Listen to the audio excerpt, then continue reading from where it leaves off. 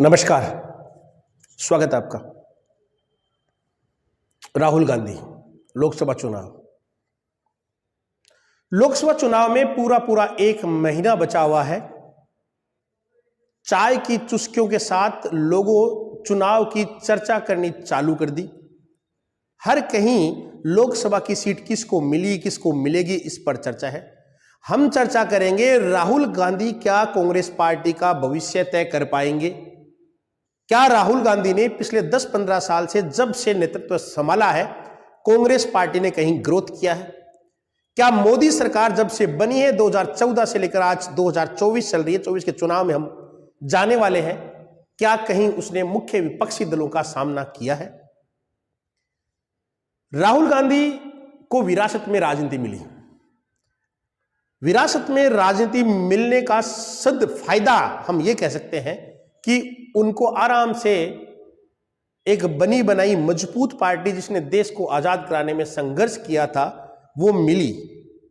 लेकिन उसका दुरुपयोग, उसका नुकसान उनको यह हुआ कि उन्होंने कभी संघर्ष नहीं किया और बिना संघर्ष किए सीधे राजनीति में आ गए। और उसका कांग्रेस को बहुत बड़ा नुकसान आज ये उठाना पड़ा कि 2008 में सरकार बनाने वाली केंद्र के अंदर अलग अलग राज्यों के अंदर 15 से अधिक राज्यों में कांग्रेस पार्टी की सरकार थी, देश के अंदर उनका राज था।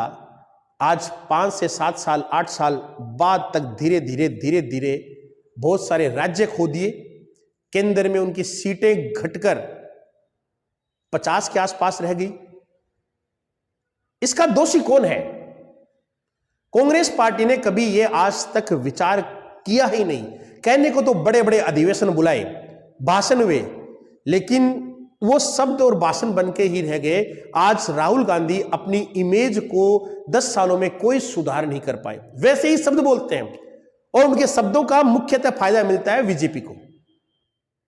उनके बोले गए हर वक्तव्य से कहीं ना कहीं बीजेपी को आज तक फायदा मिलता है। इतने सारे लोग कांग्रेस छोड़कर बीजेपी के अंदर चले गए।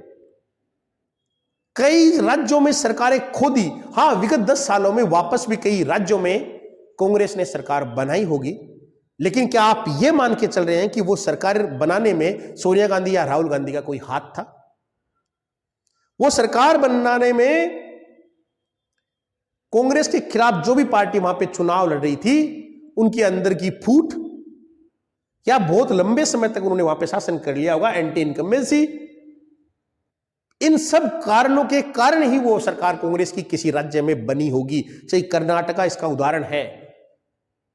राहुल गांधी के कारण नहीं। ये साफ तौर पे आप मान रहे होंगे, हो सकता है आप देखने मेरा ये चैनल देख रहे होंगे और आप हो सकता है कांग्रेस के कार्यकर्ता होंगे, लेकिन आपको ये बात सुननी पड़ेगी और माननी पड़ेगी कि पिछले 10 साल में राहुल गांधी ने अपने आप, अपने बोलने के वक्तव्य, अपनी स्टाइल में कहीं कोई सुधार नहीं किया है। उनकी राजनीति में परिपक्वता कहीं नजर नहीं आ रही है। एक सामने राहुल गांधी के सामने विपक्ष के तौर पे नरेंद्र मोदी है, जो 2014 से लेकर 24 तक सरकारें बढ़ा रहे हैं, बना रहे हैं, और लोग कहते हैं कि 24 में भी रिपीट होने वाले हैं। प्रमुख राजनीतिक विश्लेषकों का भी यही मानना है। उस इतने बड़े चेहरे के सामने राहुल गांधी अपना कद नहीं बढ़ा पा रहे हैं। कभी वो विदेश में जाते हैं, वहां ऐसे शब्द बोलते हैं जिससे भारत देश को शर्मिंदगी फील करनी पड़ती है उनके बोले हुए शब्दों से। कांग्रेस के इतने सारे नेताओं का टूटकर बीजेपी में जाना, राहुल गांधी की सीधी डायरेक्ट कार्यकर्ताओं के पास कोई पकड़ नहीं है, अपने नेता से कोई संवाद नहीं है, ये इस बात से परिलक्षित होता है। एक बात और गौर करने वाली है, राहुल गांधी क्या 365 दिन राजनीति करते हैं? बीजेपी की पूरी प्रणाली 365 दिन काम करती है, 365। उनका एक सिस्टम है, मैनेजमेंट है। भारतीय जनता पार्टी ने इस तरह से कार्य प्रणाली विगत 10 साल में विकसित कर ली कि सेंटर से लेकर एक गांव, देहात या शहर में कहीं बूथ है, उस बूथ में कितने वोट हैं और जो वोटर लिस्ट है उसके एक पन्ने में कितने वोट आते हैं, उस पे भी अपना एक कार्यकर्ता नियुक्त कर उन सबके मोबाइल नंबर डाटा मैनेजमेंट के तहत कहीं ना कहीं बीजेपी के कार्यालय में होंगे। आप सब सोचे कि कांग्रेस में ऐसी प्रणाली विकसित करने वाला कोई नेता है? और कोई नेता तो ये काम कर नहीं सकता कांग्रेस के अंदर जब तक राहुल गांधी रहेंगे। और राहुल गांधी, प्रियंका गांधी या सोनिया गांधी ने कभी भी इस चीजों का, इस तरह का मैनेजमेंट किया है? क्या पूरे साल राहुल गांधी वर्क करते हैं? आपको साफ तौर पे लग रहा है, दिख रहा है, प्रतीत हो रहा है, या सोचते होंगे कि जब चुनाव होते हैं तब गांधी परिवार से कोई ना कोई एक दो रैलियां करता है और वापस अपने मैनेजमेंट में, सिस्टम में, या विदेश यात्रा या घूमना या कुछ हो। आप कह सकते हो ये उनका पारिवारिक पर्सनल मामला है, विदेश यात्रा। अगर विदेश यात्रा उनकी पारिवारिक और पर्सनल यात्रा है, काम है, वो जा रहे हैं प्रत्येक साल छुट्टी बिताने, तो फिर वो राजनीति क्यों कर रहे हैं? जो व्यक्ति राजनीतिक जीवन जीता है उसका जीवन कोई प्राइवेट पर्सनल रहता ही नहीं है। और ऐसी पार्टी जिसने लंबे समय तक देश में राज किया हो, उसके लाखों कार्यकर्ता हो, उसके प्रमुख चेहरे नेता को तो वास्तव में ऐसी यात्राओं से बचना चाहिए। आम कार्यकर्ताओं के और नेताओं के साथ संवाद जारी कर कहीं ना कहीं अपने कार्यकर्ताओं का मनोबल बढ़ाना चाहिए। राहुल गांधी के बड़े बोल पहले आपने बहुत सुने होंगे, लेकिन देश के अंदर जब आपको पता है 2014 और 2019 की लोकसभा के चुनाव में भी हिंदुत्व की भावना के साथ सरकार बनी है और देश के अंदर रहने वाले करोड़ों हिंदुओं की भावनाओं को अपने वोट में तब्दील करने के लिए राहुल गांधी ने पिछले लोकसभा चुनाव में जनेऊ भी पहनी थी। आज वो दिन भी मुझे याद आ रहा है।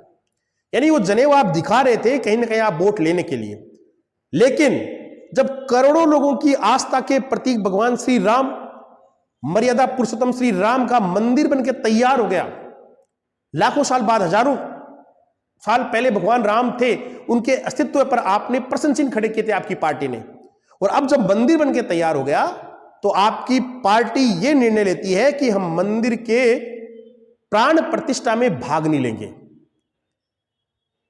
मुझे नहीं लगता ऐसा निर्णय सोनिया गांधी या राहुल गांधी या प्रियंका वाड्रा को बिना पूछे लिया गया होगा। और जब आपके साथ संवाद चल रहा होगा इस निर्णय लेने के लिए, तो आपने कैसे हां कर दी कि हां हम भी नहीं जाएंगे वहां पे। और आपके विपक्ष में बीजेपी ने जब इस बात को कहा कि आप हिंदू विरोधी है, तो ये तो तमका आपके लगना ही है। आपने आज से 2 दिन पहले बंबई के अंदर रैली की थी, तथाकथित तौर पे जो आपने इंडी गठबंधन बनाया है, उस गठबंधन के सारे नेता मंच पे थे और वहां भी आप यही बोल गए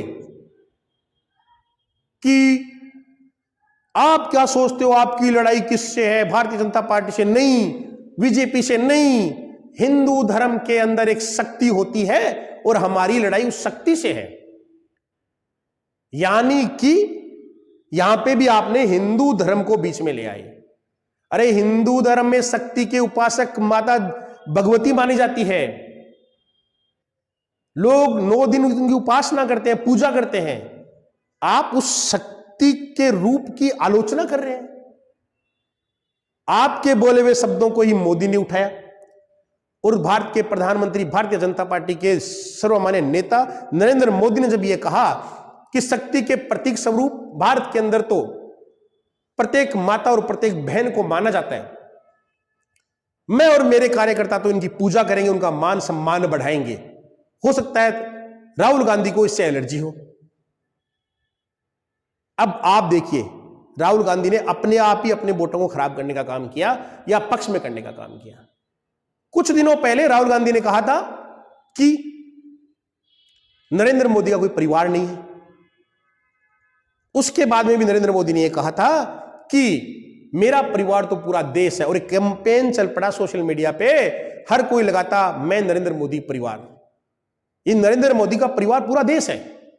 बीजेपी ने इसका भी मार्जिन थोड़ा बहुत लेने का प्रयास किया। कांग्रेस पार्टी ने अभी तक कोई इस तरह की चीजें नहीं की है। मैं इससे आगे बढ़ाऊं, 1 महीने बाद लोकसभा का चुनाव है। आप लोकसभा चुनाव की पूरी प्रक्रिया देख लीजिए। बीजेपी ने सीटें अनाउंसमेंट कर दी, जगह जगह अपने कार्यालय का उद्घाटन करना चालू कर दिया। कांग्रेस पार्टी ने सीटें कुछ जरूर डिक्लेयर की है, उसमें भी बीजेपी से पीछे है।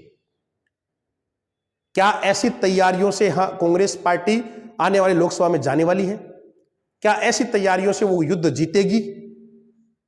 सोचना, समझना, विचार करना आपका काम है। हो सकता है आप कांग्रेस के कार्यकर्ता हो सकता है विजेपी कार्यकर्ता हो सकता है आप भारत देश के सच्चे नागरिक हो। इन तमाम बातों पर विचार करके कमेंट के माध्यम से अपने विचार जरूर हमें बताइए। धन्यवाद।